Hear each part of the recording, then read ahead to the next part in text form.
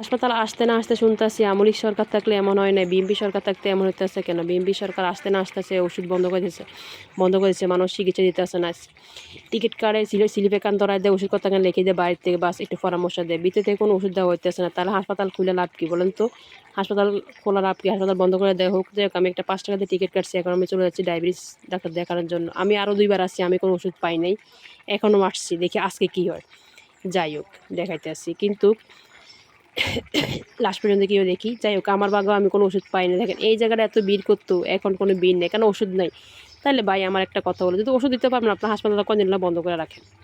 মানুষ চিকিৎসা দিতে পারবেন না, মানুষের স্লিপ ধরাই দেন, মানুষেরকে বড় বড় স্লিপটা ধরাই দেন, একটু পরামর্শ দেন, কোনো কিছু করেন না। আপনাকে কথা বলা যায়ও না হাসপাতালে এখন আসলে, মানে এখন হাসপাতালে আসলে আমার ডাক্তার সাথে কথা বলাও যায় না, আমাদের সমস্যার কথা বলাও যায়। ডাক্তাররা মনে জানে কী অবস্থা, কিন্তু ওরা মাস শেষে কারিগরে টাকা নিতেছে সরকারের কাছ থেকে। তাহলে আমাদের চিকিৎসা করবো না? আমাদের পরামর্শ দিব না?